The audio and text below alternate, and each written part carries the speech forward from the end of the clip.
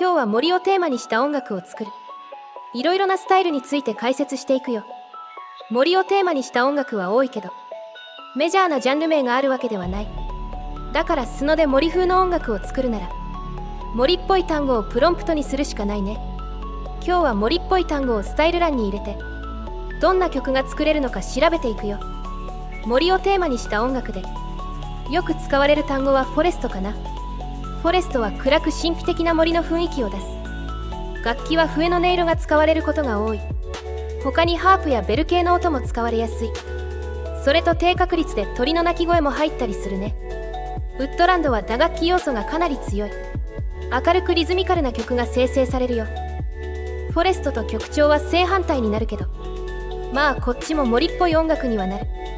ツリーはかなり明るい音楽になって、子供向け音楽っぽい感じになる。森というよりは木々の周りで遊ぶ。そんな雰囲気に近い曲調と言えるかな。それじゃこの3種類のスタイルでどんな曲を作れるのか確かめてみよう。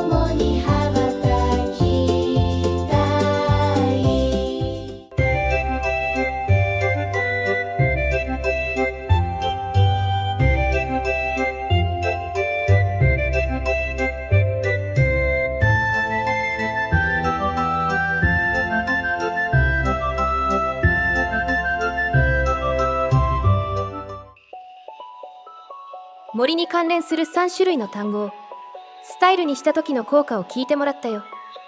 聞いての通りかなり曲調が変わるから、しっかりと使い分けた方がいいだろうね。これだけで動画を終わりにしちゃうとあまりにも短すぎる動画になっちゃうから、動画の後半では世界の森林の名称をスタイルに入れた時の効果を紹介するよ。サバンナは森と草原が混在する地帯。スノではラテン系のリズムの曲になるよ。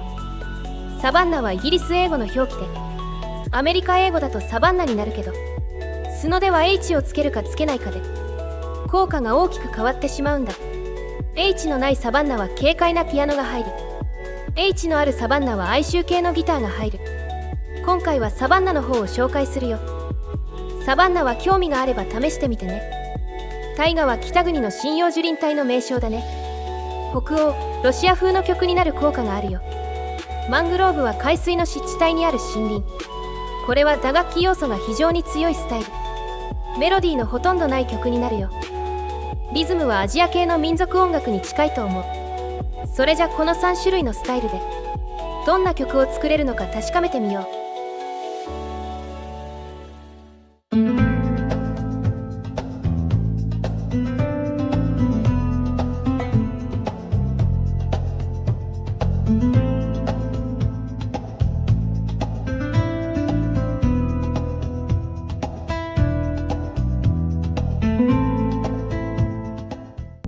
風が運ぶ未来の歌、どこまでも広がる空、心の扉をそっと開けて君と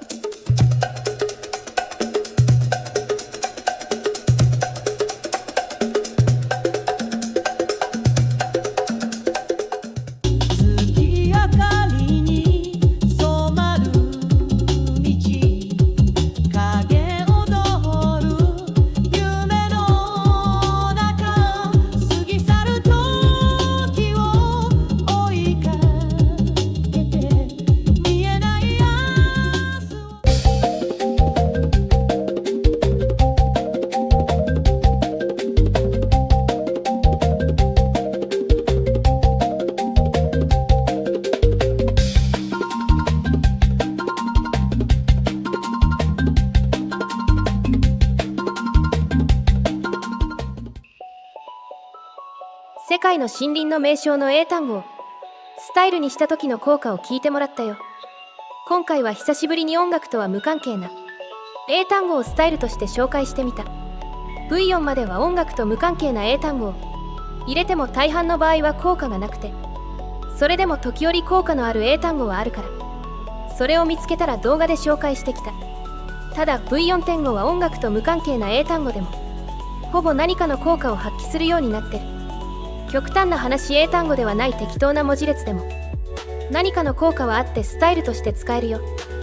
だからまあ今回のテーマのように森っぽい音楽を作りたくなった場合は森っぽい英単語を適当に羅列すれば V4.5 環境ではそれなりにうまくいってしまう。だから音楽とは無関係な英単語の効果を地道に調べて動画で紹介するのは V4.5 環境でやってもあまり面白くなさそうというのが私の印象だったりするよ。 V4.5 環境では音楽関連の英単語、音楽ジャンルや楽器名をテーマにしてその効果を紹介する動画の方を中心に作っていこうかなと思ってる。ただ今回のフォレストのように音楽用語では出しにくい曲調もあるから、そんな時は音楽とは無関係な英単語を紹介することもあるかもしれないね。それじゃまたね。